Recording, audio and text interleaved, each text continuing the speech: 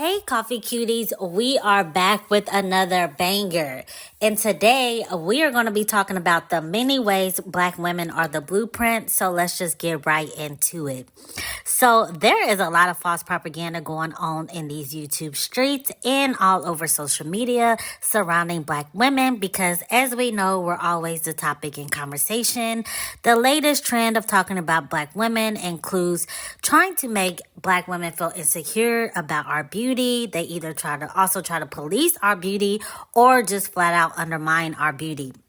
So there is, however, no denying the fact that Black women, we are literally the main influence when it comes to fashion, beauty, entertainment, and the list just goes on and on. The fact is so obvious, in fact, at this point, that the latest narratives are slowly starting to change, and people are actually having no choice but to acknowledge the fact that we as Black women are the blueprint. However, lately, these same people are literally trying to change the narrative and the perception of what a blueprint is, and basically trying to act like being the blueprint means nothing. So today I am going to debunk all of this, and I'm going to give some key takeaways and tips as well, and just some things that we can apply to our lives as the blueprint. But first, let's get into the definition of what a blueprint is. So the blueprint is basically a guide to something, or basically just the foundation.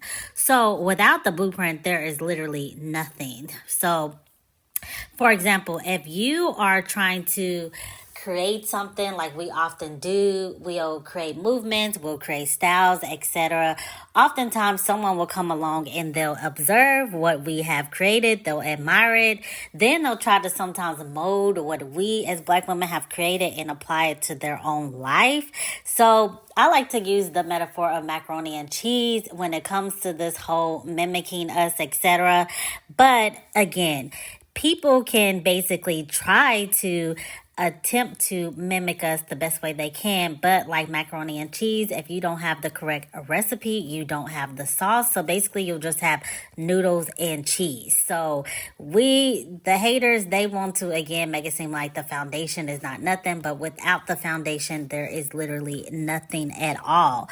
And oftentimes too, when we try to gatekeep our ideals, our movements, our perspectives, etc., the first thing that typically happens is people will come along and be like, well, what about us? What about us? Like, you guys didn't include us into your movement. And then we'll get accused of things like being divisive, or we'll be hit with the 3 pillars, even though we're literally creating our own space saying, hey, okay, we want to uplift our own phenotype, our own beauty, etc. People still somehow will find a way to say that we're jealous, we're bitter, we have inferiority complexes, or we have some type of anger issues, etc., all because we want to put our beauty on a pedestal. However, today in this video, I am going to break it up into 5 categories how we as Black women are the blueprint, and then again, I'm going to end with some tips for us blueprint Black women to just take home and go away with. So in my opinion, we have pretty much, like I stated before, touched every aspect when it comes to hair, fashion, beauty, entertainment, and the culinary arts. So we're going to go ahead and start with number 1, and that is hair. So we all know about the natural hair community. The movement was started for type 4 girlies to celebrate and love and uplift their hair types. So what happens when we have something that's positive, that's for us?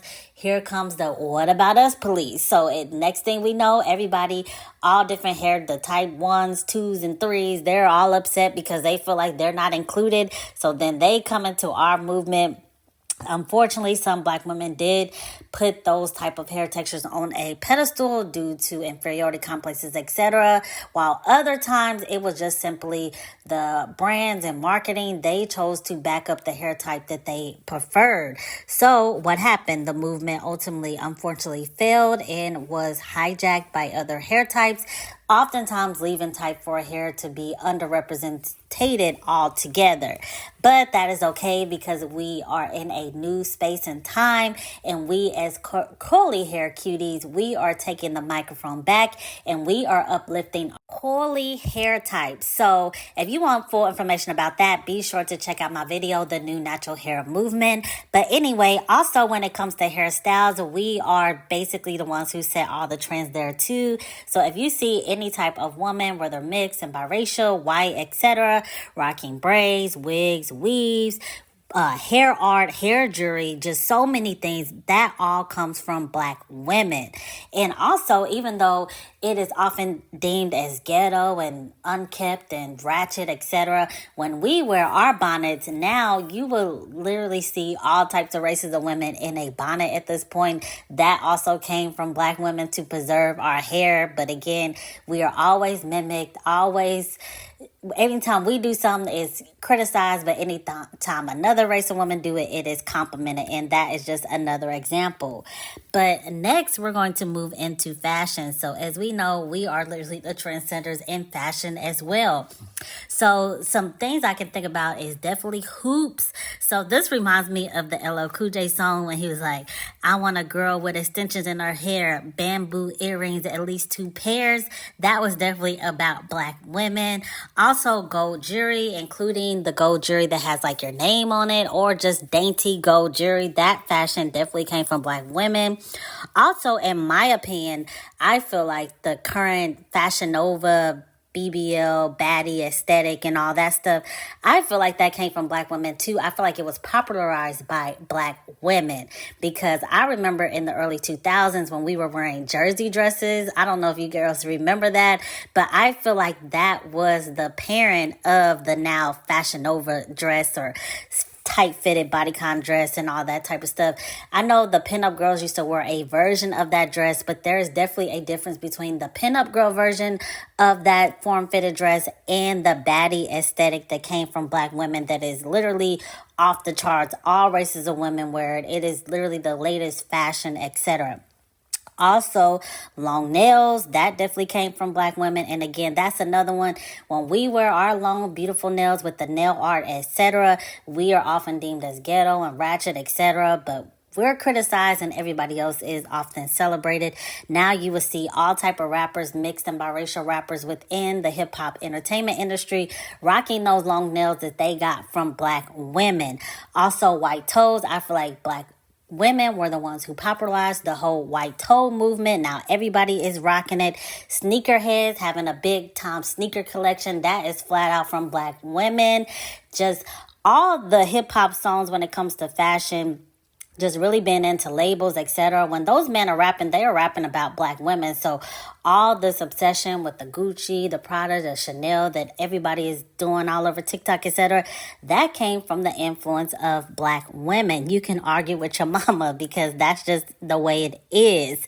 So also, the colorful prints and all that type of stuff, the vibrant colors that's kind of been really trendy lately, that's from the prints that come from Africa, those type of garments, etc. So just literally everything that you pretty much see right now that's trending came from the mind and the ideals of Black women.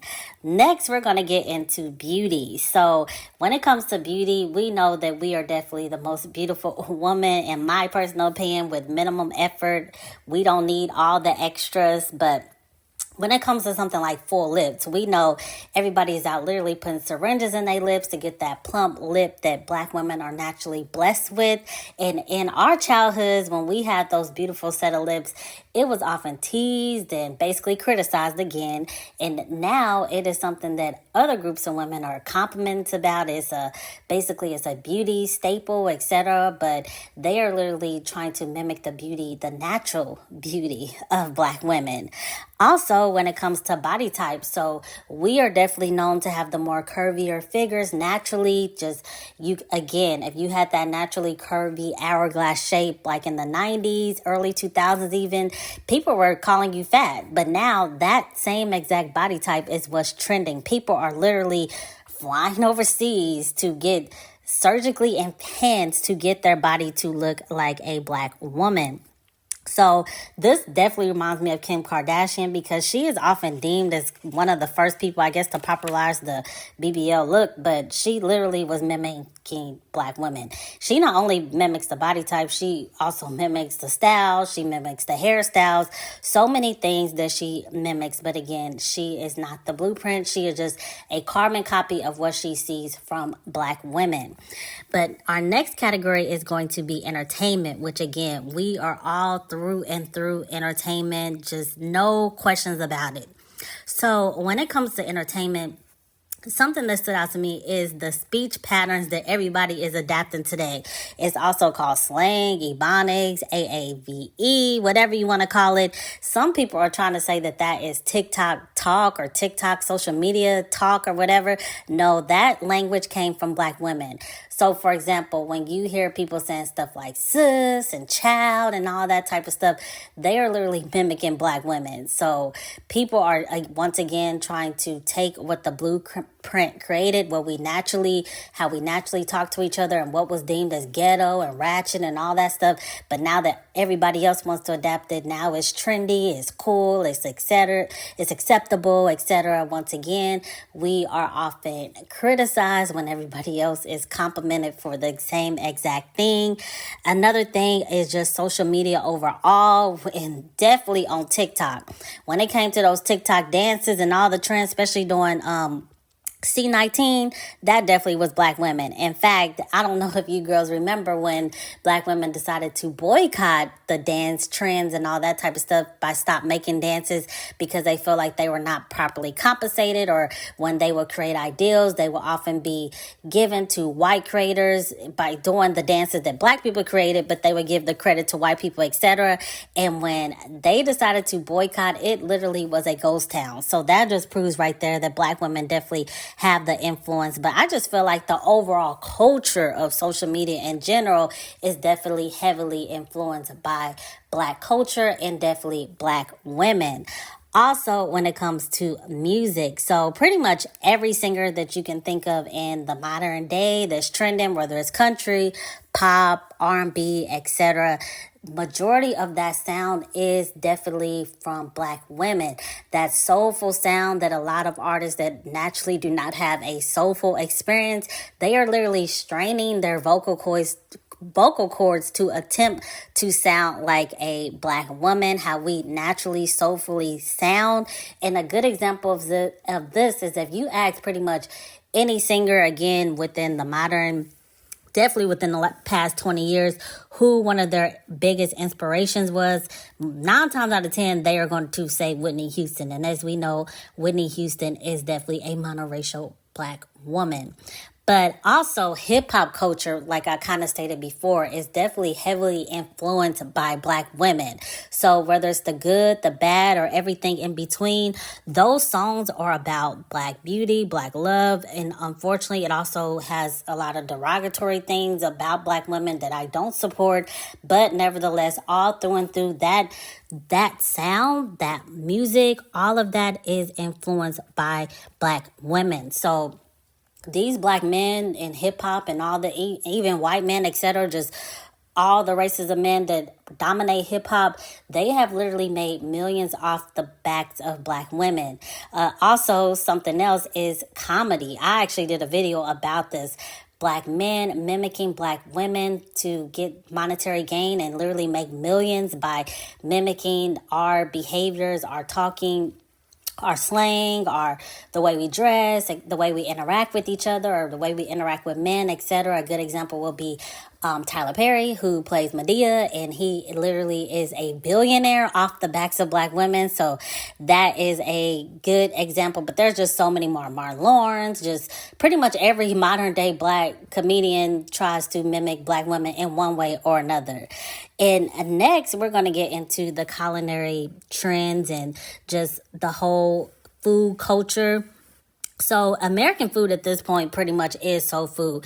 Whether you go into a Chinese restaurant, Mexican restaurant, American restaurant, they all have things like fried chicken, etc. And as you know, that is a recipe that was designed by black people, primarily from the South during slavery, where we had to use really cheap ingredients to be able to create delicious meals with not having much. That is the origin of soul food. But now, again, soul food is pretty much American food at this point. If you log on social media, you are going to see some white girls somewhere talking about, I'm making my grandma's macaroni and cheese, all type of videos like that. But we know that a lot of these newfound stars and white women that are seasoning their macaroni and cheese, they got that from a black woman, hands down. You can argue with your mama about that, because we know that as a culture, they are not known for seasoning their food. So they had to watch us, mimic our recipes and things like that. But again,